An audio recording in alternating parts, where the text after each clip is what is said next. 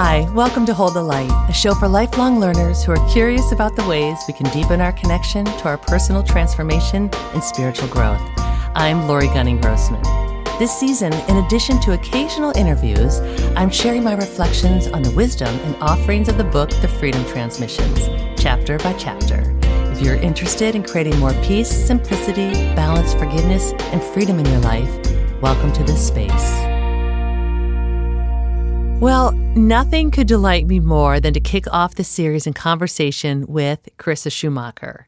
Carissa is a renowned forensic psychic medium, intuitive, sacred ceremony facilitator, and full-body channel for Yeshua, otherwise known as Christ consciousness. If you're curious to hear more about her as a channel, I'm publishing a bonus episode to subscribers on my Substack where she shares how she first channeled Yeshua. You'll hear what that experience was like for her and how she first learned that being a channel would be part of her path. That episode is linked in the show notes. So it's through Carissa that we have the Freedom Transmissions. She channeled these transmissions from Yeshua. And so I wanted to talk with her to hear her thoughts and perspective of the book, what it means to her, and what she hopes people will take with them after reading. In this conversation, Carissa shares things she says she hasn't shared before. We get a behind-the-scenes look at the birth of the book, and you'll hear some of the first wisdom that Yeshua shared with Carissa. Also, of note, I recorded our conversation on August 21st, 2024. And as you listen, you'll see why this date is interesting. I had no idea until Carissa told me. It's pretty wild. So welcome to part one of my sit down with Carissa Schumacher. Next week, we'll continue the conversation in part two, where she'll share ideas on how people can connect with the Freedom Transmissions. We talk about the transformations she's witnessed in others after they've read the book, and she also shares some basic tips on how to make the most out of the Freedom Transmissions. She'll also pop in a couple more times throughout this series to connect and to go deeper on some of the chapters. As you're about to hear, our conversation starts after Carissa and I have been talking off mic about the new era, what it is, and what to expect. So let's drop right into it. Here's Carissa.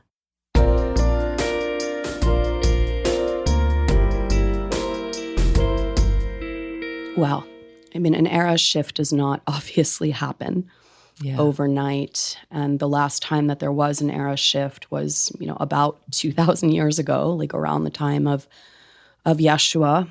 But an era shift, it just means that we're moving out of one specific collective structure, and we're evolving and upgrading into a new structure. And so this era, we are shifting into the era of Aquarius. And the Aquarian era is very much governed by masculine and feminine balance in general, transparency, efficiency, co-creation. Some of the very, very strong qualities of the Aquarian era are openness to vertical connection. So a lot of people going through like mass awakenings right now, and that will continue. But also some of the qualities of Aquarius, and Yeshua talks about this in the Freedom Transmissions: humility, integrity, and originality, and also joy. This last era, a lot of the structures, light and shadow, there was not a prioritization on, I would say, originality. There was innovation, there was progress, integrity, humility. Like this last era was very much about martyrdom. You're not even supposed to have needs, especially for women. You need to be the giving one, and it's the suffering God, like the cross. It's like the more that you're giving and sacrificing your needs for the needs of others, the more divine or holy you will be. And Yeshua is really, really breaking the foundation of that martyrdom energy, because it is so dangerous for us to have a collectively imposed structure, not a divine structure. It's a collectively imposed structure that is about enduring a life of servitude through suffering instead of service through joy. And so this era shift is an important one because it's a really big 180 from the qualities of this last era that were very much rooted in like truth and reason, which was wonderful, the birth of science, but there's also been an emission of love and feeling and openness. And so Yeshua really defines the Aquarian era, which is also referred to as the era of Christ consciousness, not Jesus consciousness.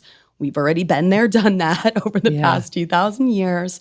But the movement into Christ consciousness is really about the movement into unity consciousness, lifting that veil of separation so that we can see one another as each sovereign, divine beings, and of course, unity as he's defined it in many different transmission series. He defines it as unity is the spirit of sharing.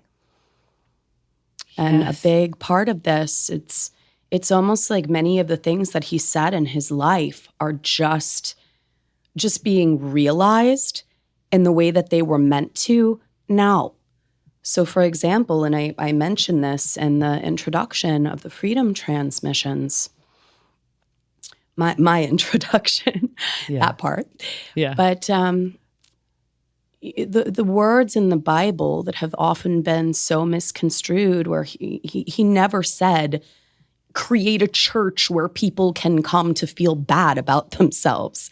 He never said those words. There was no word for church in Aramaic or Hebrew at the time. The words that he used were, to really cultivate the essence of God within you, create a sacred space where people can come to testify, where people can come together in unity, where people can come together and hold and support one another, whether it's an offering of their deepest grief or an area that they've missed the mark or an area in which they're experiencing deep joy within their lives. And in this last era, especially in Western societies, we've really lost sight of some of the qualities of the first era, which was more indigenous. People really relied on their tribes or their community. And Aquarius isn't just about like the first era or the second era. It's about the blending and the weaving of the two. Eastern medicine blended with Western medicine. Like everything about Yeshua is the expression that there's no black and whites. There's no, this is evil, this is good. We need to be integrating the shadow instead of eradicating the shadow, because then all of a sudden the shadow and the light can work together. And once we realize that individually, it just sets that deeper imprint for it to be realized collectively as well. So of course, for someone like you that has created this incredible podcast and so many other sacred offerings, you are really igniting and channeling the vertical into the horizontal through creating this sacred space where people can come to testify. So I am here today to give my testimony as to the Freedom Transmissions to the best of my ability. Yes. So that we are able to embark on this beautiful, I can't even call it a book study. It feels more like it's like a truth love study, and what it is that we are sharing today and the different times that I'm going to be checking in with you, and certainly what you're sharing as you go through the review. Yeah. And well, first of all, I'm so grateful to be talking with you right now, and also extremely grateful for the Freedom Transmissions. And it's interesting, as you were just talking about the new era that we're moving into, service through joy, I heard you say, and, community. And that was a big thing for me. Even originality, I think, was a word that you brought up. And I know that Yeshua has brought that up in the Freedom Transmissions. As I was sitting with this podcast, which, by the way, obviously it's called Hold the Light, and it was inspired from the Freedom Transmissions, I thought to myself, what do I want to do with this? Like, what feels authentic? What feels joyful to me? How do I want to move forward?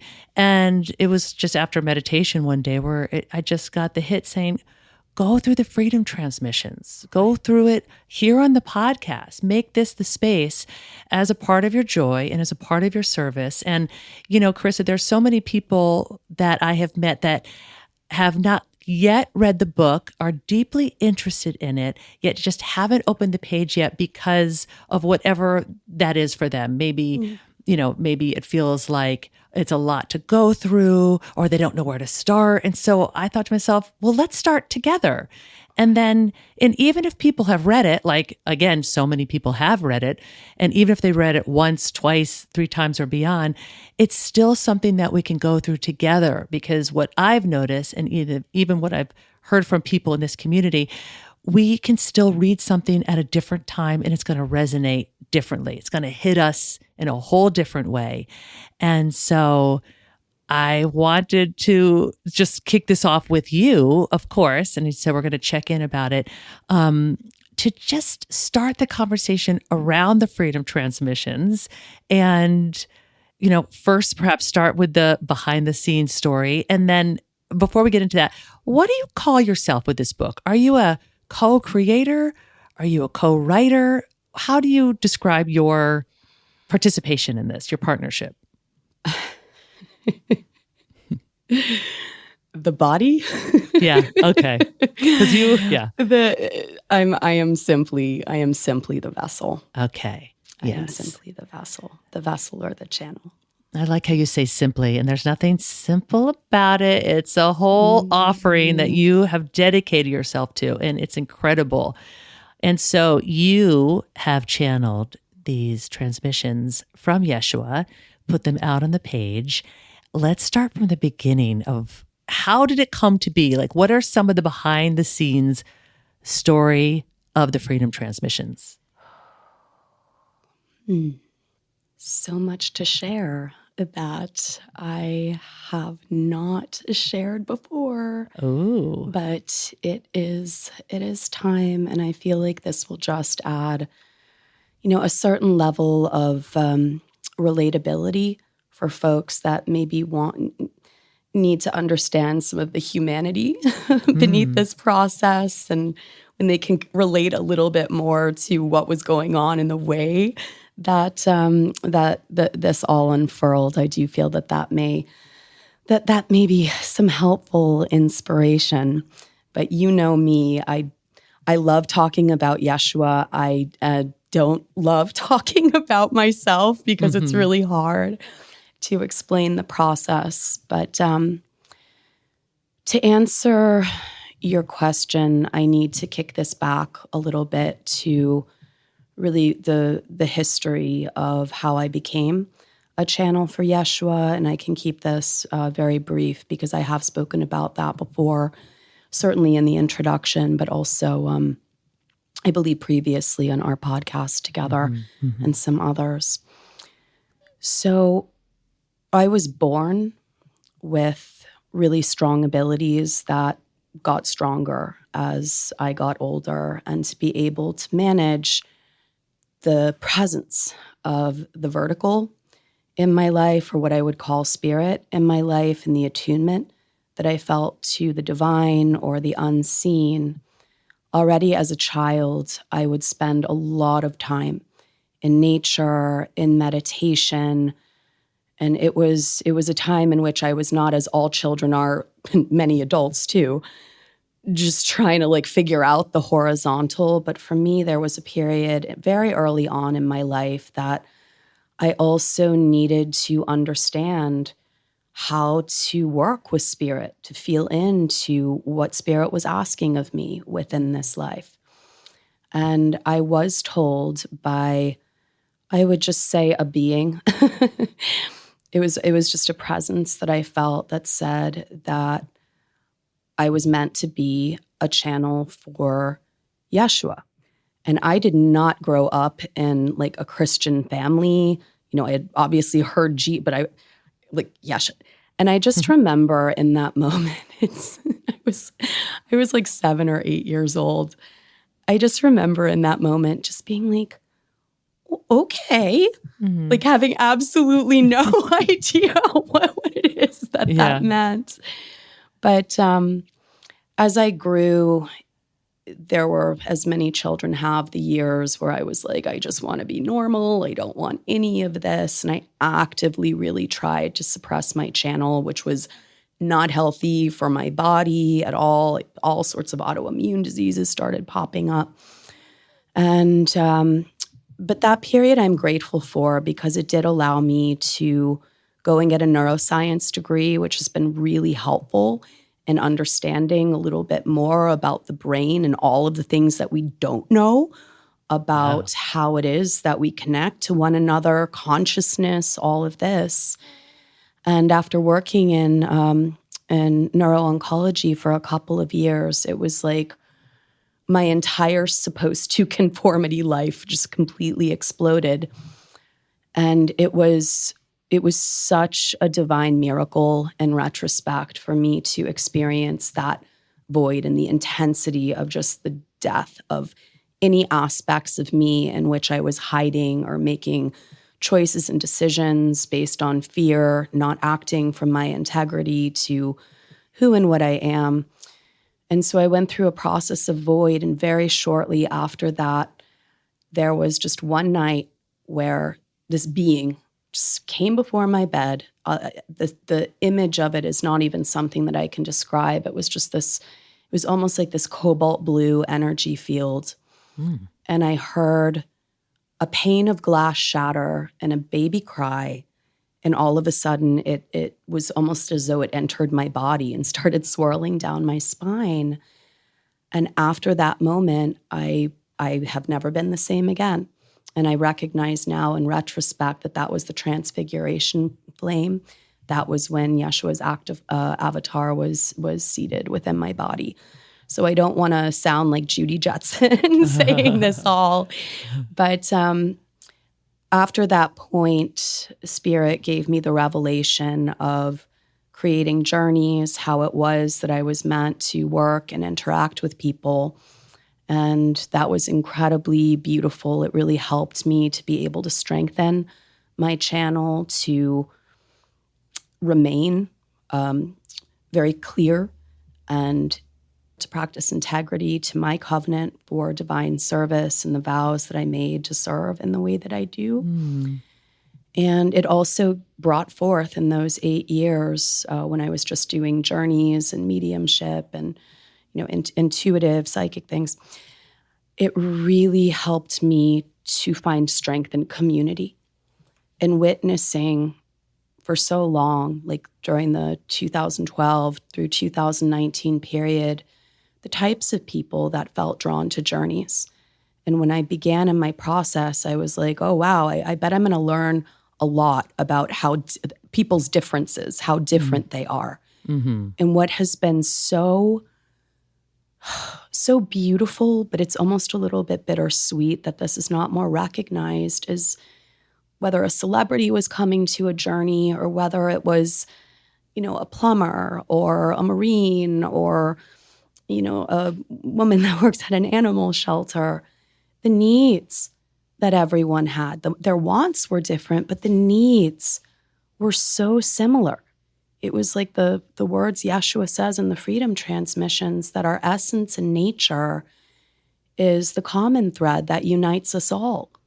Yeah. So we all, throughout the course of life, we accumulate a certain amount of sediment that becomes our acquired personality. But as the acquired personality that is very much rooted in ego imbalances or certain experiences or social constructs, as that starts calcinating, as that aspect is washed away, all of a sudden what rises to the surface is our true essence, our Yeshua self, our divine self. So nevertheless, in 2019, that I felt a little bit different going into the final meditation at the end of a journey.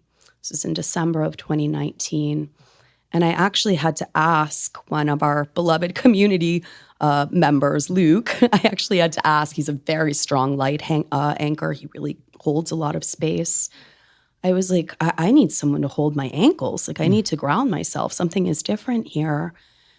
And after that, just out of nowhere, it's like I just completely dissolved in consciousness. And that was when Yeshua came through. Oh my gosh. For the first time. And that was, he didn't give a full transmission on that specific day, but he did do a lengthy meditation that was incredibly powerful. And many aspects of that are weaved in to the freedom transmissions.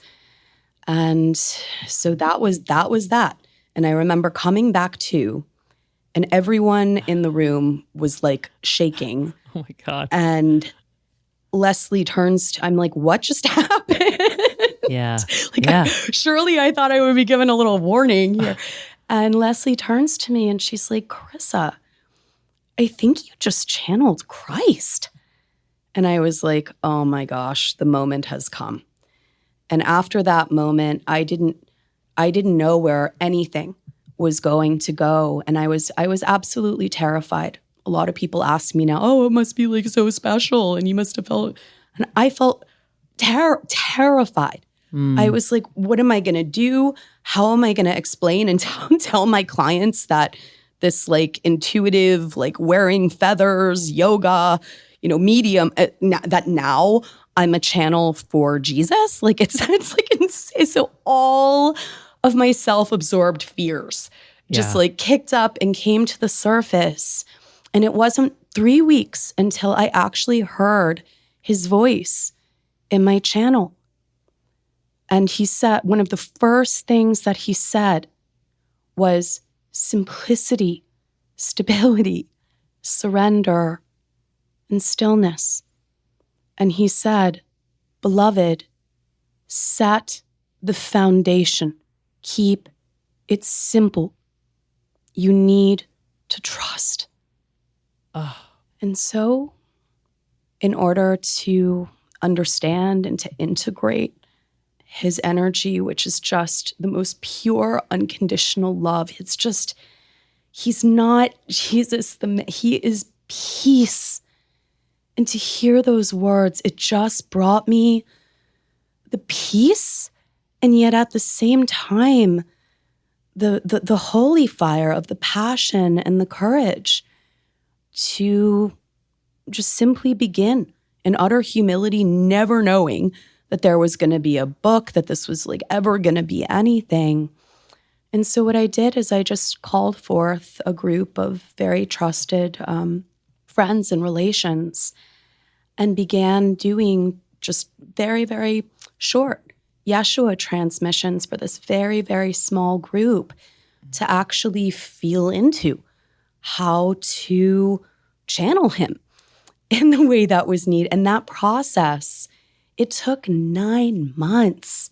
Oh, wow. So like even back in the like March 2020 transmissions, there's still a little bit of like static in my channel. It was very overwhelming for me to physically bring him through.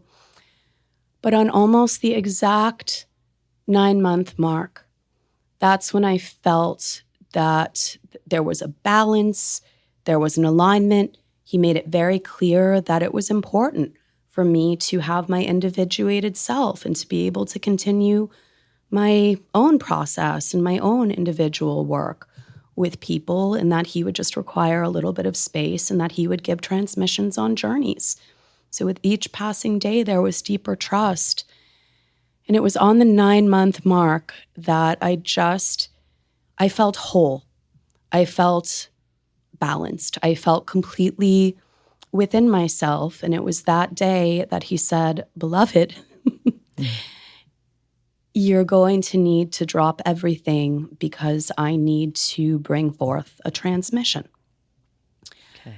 And that I thought that it might just be one transmission, but it was 9 days of transmissions, and that was the birthing of the freedom transmission. So of course, in the book, I included. He really wanted me to include some of the transmissions from earlier in the year, like the Sacred Heart transmissions, where he talks about simplicity and stability, and even some of the May transmissions. There are still a lot of transmissions that I haven't even released yet from that period that were not even included in the Freedom transmissions.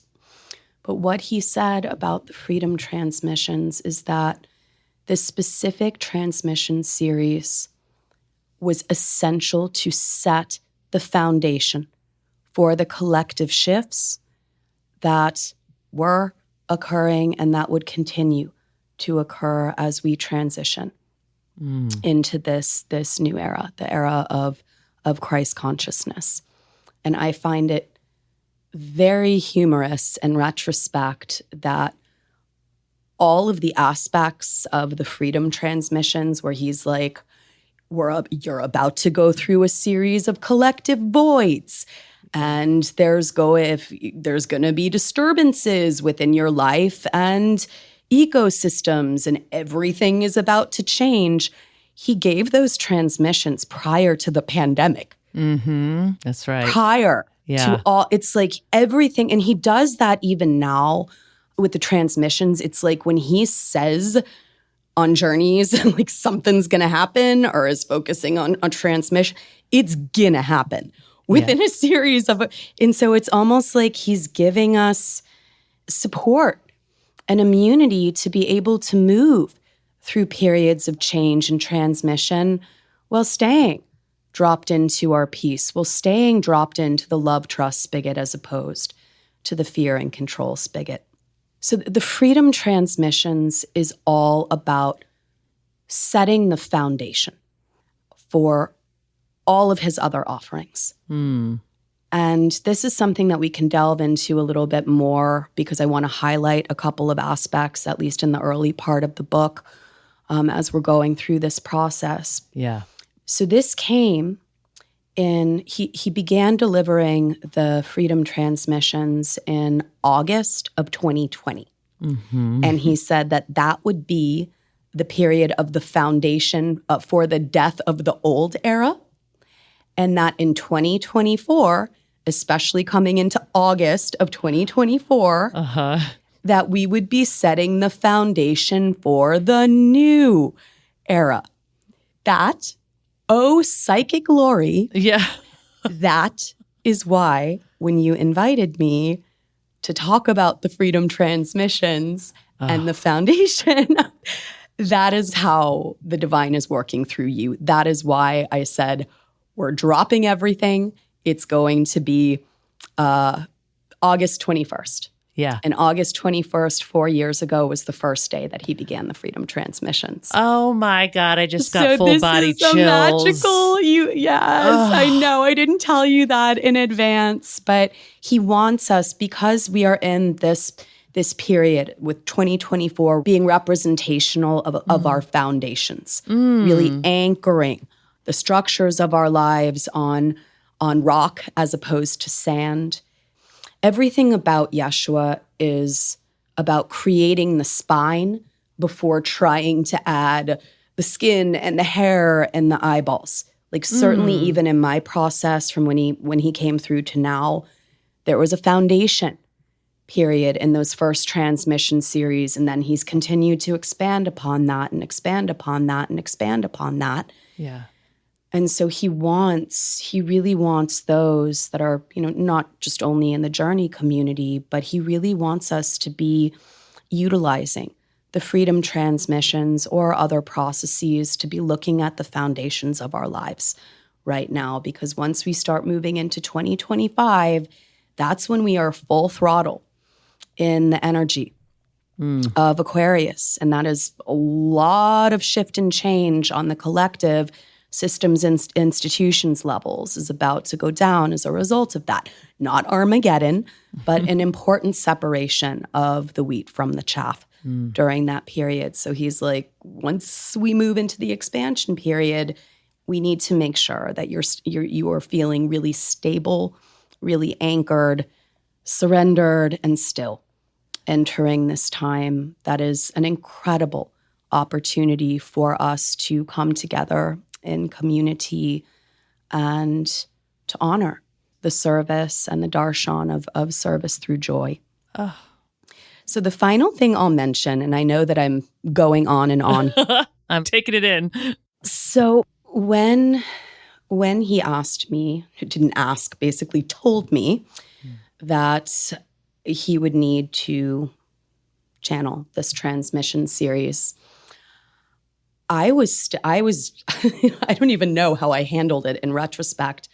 I was doing sessions during the day. I mean, if we kick back to then, this was like the time of the pandemic. This was the time of the elect. Like, I had a lot of my folks coming to me in crisis. And so he's like, okay, you do your service during the day, but I need you to clear everything out in the evening. Mm-hmm. And so for the first couple of days, I went to what is called the Mother Tree in the Elfin Forest. And it's this very, very sacred tree whose roots set the foundation for the entire ecosystem around her. And in this case, it's a specific mountain that she holds and anchors the energy for. So I went to the Mother Tree, and in the Elfin Forest, it's not too far out in the forest, but mind you, this was at like 8 o'clock, 9 o'clock at night. And the Elfin Forest has bobcats, coyotes, rattlesnakes, tarantula, like all of the creep, and mosquitoes. The Mother Tree's right by a river. So I'm like, great. Maybe I'll die. Maybe I'll just get killed by a mountain lion. Because when I channel him, I don't hear anything. I'm completely not conscious of what comes through. So I just had to set up these recorders, do a Hail Mary and bring him through and dissolve in my consciousness, expecting fully to be completely devoured by mosquitoes and insects. By the time that I came back through, I did not get one mosquito bite. Oh. There was this one spider that came every day. The spider came the first day and began building its web. And with every passing transmission on each day, its web started getting larger and larger and larger, and it would just glisten on these rainbow threads in the moonlight. And it was just like this divine, horizontal, vertical moment of communion and earthly consciousness, because in the whole first part of the freedom transmissions, Yeshua is talking about the echo of the spirit on the web of life and what spirit and the web of life actually means. So as you're hearing those words, that was actually happening in nature real time. Yeah. Throughout that process, it was so extraordinary. But after the fifth transmission, which was a lot of energy, I can hardly say this without tears coming to my eyes. But out of nowhere, our beloved 10-year-old black lab, Pierce, just stopped eating and drinking. And Pierce was just one of the most pure beings I have ever experienced, and absolutely central to my partner David's life in particular. And I couldn't do a transmission that night. Yeshua was like, we're not doing a transmission tonight. And I was like, if there's any night that I would kind of like to escape from reality, this would be it. And he's like, mm-mm. And it was within 2 days that that Pierce transitioned. Mm-hmm. And the void and the grief, it was so seismic. It just shattered. Just shattered, blasted my heart wide open.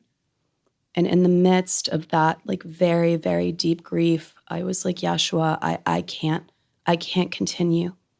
with this transmission series. And he's like, beloved, that was why Pierce in his service needed to transition at this time, to give you, to give me the depth that I need in order to channel the remainder of the transmissions. Oh, wow. It's like, this can't just come from love and joy. It also needs to come from the beautiful shadow that is grief and the humanity of the experience of transition and transformation and resurrection.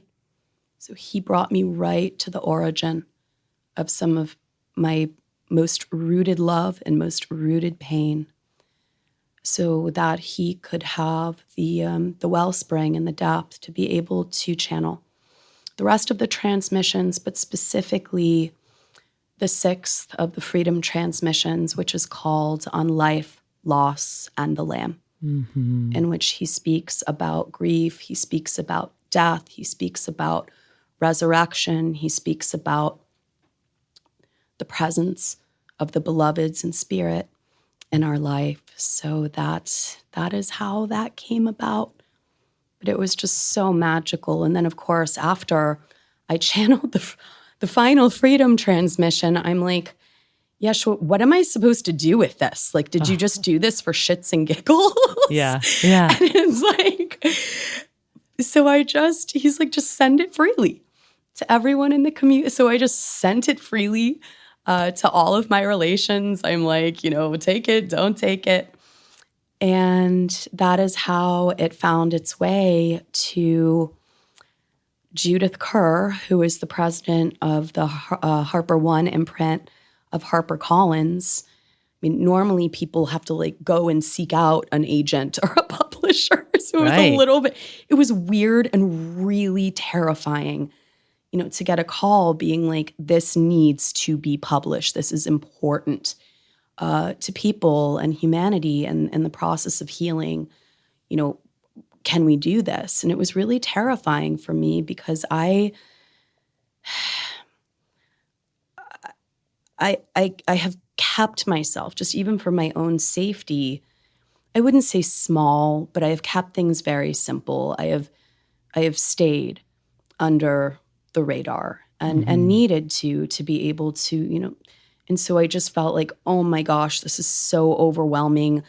I don't want to be collectively, no, I don't want to do any of this. And it was just like every step of the way was just that reminder, it's going to be okay. It's going to be okay. It's going to be okay. And so the process of the freedom transmissions, the process of actually turning it into a book occurred from there. And of course, my role in that was basically editor. That's it. Okay. And anytime, oh my gosh, anytime that I would try to change something or move something that spirit didn't want moved or changed or added, my computer would shut down. There was like an electrical I went through 3 computers in like the 2-3 month process of editing the freedom transmissions. And it was crazy because the original, like the sound files of the freedom transmissions are very, very different from the book. In the book, he wanted to weave in certain things and expand on certain things. And of course, working with any editor, there were a couple of parts of the original freedom transmission sound files that had to be removed. Just for purposes of length, there was one really great part of the original sound file freedom transmissions where he talked about war, which was really interesting. He does weave it in the 9th transmission a little bit, but it's just so beautiful to witness the love and simplicity and the organic, both divinity and humanity of how this was created in the first place. And the final thing that I'll say, and this is something that almost no one knows. Okay. So after the first time that he came through in 2019, one of the first things in the January, right after, January of 2020, before we went through the 4 years of the death of the old era, one of the first things that he said was, nature is the common thread that unites you all. Mm. And he didn't expand upon it. He didn't say anything else. And that was the very first line of the Freedom Transmissions. And why this is really important, and this can sometimes be overlooked when people are reading the Freedom Transmissions. Yeah. That line is an evolution of the words used by Mary Magdalene when he came to her for the first time. They are included in the Gospel of Mary Magdalene. And there are many parts of the Freedom Transmissions that he weaves things into the Gospel of Mary Magdalene. For example, she was the first that he gave the wisdom of the imbalances of the mind.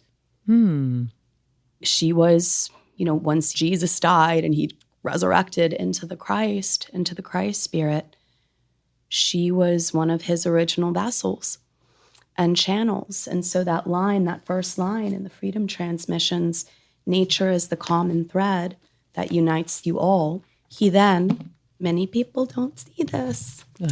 He mentions this in the first transmission and then in the very final pages of the Freedom Transmissions when he says on page 408,